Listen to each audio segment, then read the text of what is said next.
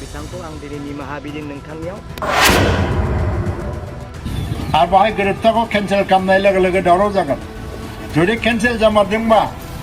cancel जामारबायबा प्रमाण देखायनायसै आंनो आं मिथियाखै केन्सेल जामारबायबा आंबो दानो मन्त्रि तन्त्रि बिबान गारनानै आन्दलनाव ओंखारलांफिनगोन आंबो जोंनि बर'नि गेजेरनिफ्राय सासे आरोबाव फार्स्ट टाइमनि थाखाय बे दरं आरो उदालगुरिनि थाखाय सासे बर' बिजाथिया दिल्लीयाव गसंदों बेखौनो सार्थ लानानै गासैबो रायजो राजाया दुखु मोननाय रागा जोंनाय नांलायनायखौ दोनथ'नानै दुर्गा बर'नो भट होनो साखा-फारा जादों गिबियावनो आङो दुलाराय बर' रायजो राजाखौ आंनि गोसो गोरबोनिफ्राय साबायखर बावहरदों आरो आं खावलायनो लुबैदों रायजो राजाखौ खावलायनायजों लोगोसे दुलाराय बर' फरायसा आफादनि जायफ्रा दिनै डिस्ट्रिक्ट लेभेलाव खामानि मावगासिनो दङ जायफ्रा दिनै आनसलिक लेभेलाव खामानि मावगासिनो दं जायफ्रा दिनै ग्रासरुट लेभेलाव इउनिट लेभेलाव खामानि मावगासिनो दं साफ्रोमखौबो आंनि गोसो गोरबोजों आखाइ खबजोबनानै आं खुलुमहरदों नोंथांमोना दुर्गा बर'नो भट होनो थाखाय जाबायदि खामानि मावनांगौ नोंथांमोना मावनानै होदो नोंथांमोना फ्रन्टआव फैनानै खामानि मावनो हायाब्लाबो सिं सिं मेसेजनि गेजेरजोंब्लाबो बाय कलनि गेजेरजोंब्लाबो जों रायजो राजाखौ खावलायो जे जोंनि बर'नि गेजेरनिफ्राय सासे आरोबाव फार्स्ट टाइमनि थाखाय बे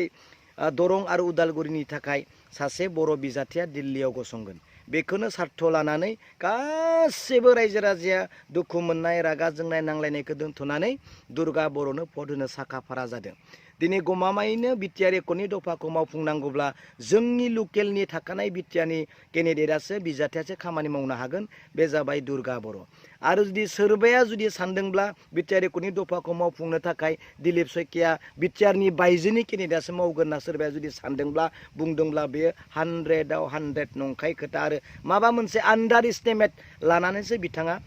बे खोथाखौ बुंनो हागौ खोनादों आरो नुदों माहारियारि आफादनि सोरबा सासे व्यक्तिया दिलीप शइकिया बिथांखौ सापर्ट खालामनो थाखाय बुंदों नाथाय बिथाङा मानि थाखाय बुंदों बे गाव मोजाङै मिथिगौ मजबुर मोनसे थायो आरो माब्लाबा मोनसे आन्डार एस्टिमेट थायो नाथाय गमामायैनो बिटिआर एकटनि दफाखौ मावफुंनो थाखायब्ला बिटिआरनि सासे सोद्रोमा जानांगोन आरो बे जों गावनिनो बिदा नङाबा फंबाय जाथारनांगोन बेनिखायनो खावलायदों साफ्रोमबो रायजो राजाखौ दिलीप शइकिया सार बिथांखौ नागारनानै नेवसिनानै बावगारनानै फुल बिबारखौ नेवसिनानै बावगारनानै जेन नांगोलनि सावगारिया भट होनानै हाग्रामा महिला दैदेननाय बे बिजाथिखौ जयजुक्त खालामगोन देरहागोन होनना आं मिजिंथिदों बेजों लोगोसे खावलायनो सानदों जोंहा केबिनेट मिनिस्टार इउजि ब्रह्म सार बिथांखौ आं दिनै निमाहा बिदों नोंथांनियाव नोंथांखौ गले गले दिनै बुंनाय जादों सोंखारिनाय जादों नोंथाङा बुंदों बिटिआर एकटआ केन्सेल जाबाय होननानै बिटिआर एकटआ केन्सेल जायाखै जेरै दङ बिदिनो दङ नाथाय बिटिआर एकटनि दफाफोरखौसो दिनै आसाम सरकारा नाटसाट खालामदों आरो नेवसिगारदों बिनि फोरमाना बेनो 6.3आव दिनै नुदोंमोन जे स्कुल आरो कलेजखौ सरकारिकरन खालामनानै होगोन होननाय नाथाय आसाम सरकारा थांनाय बोसोरनि 2023 मायथाइनि 30 जुनावनो लिरना हरखादों बेयाव लिरदों it is not possible for state government to provincialise the college बेयाव ओरैबायदि बुंनाय जादों जे बिटिसिआव थानाय कलेजफोरखौ आसाम सरकारा सरकारिकरन खालामनो हाला होननानै बिथांमोना लिरनानै हरखानाय बेनिखायनो नोंथांमोना बेफोर खोथाखौ रायजोनो फोरमायनानै हो रायजोनो बुंथिनानै हो बेयाव मा लिरनाय दों मानो थाखाय बिटिआर एकटआव थानाय 6.3 दफाखौ दिनै आसाम सरकारा गावसोरनो सरकारि खालामनो हागोन बिटिआर एकटआव लिरखानायखौनो मानो थाखाय जों खालामनो हाला नोंसोरो खालामना लादो होननानै लेखाखौ लिरना हरदों लेखाया नैबेनो नोंथांमोना बेखौ इंलिसाव लिरनाय दङ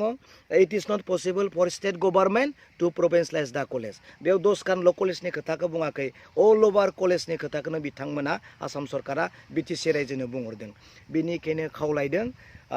बिटिआरनि जेसेबां रायजो राजा बे बिटिसिखौ बासायनो थाखाय जोंनो सानै बर' केन्डिडेट जों हरगासिनो दङ खाम्फा बरगयारी आरो दिलीप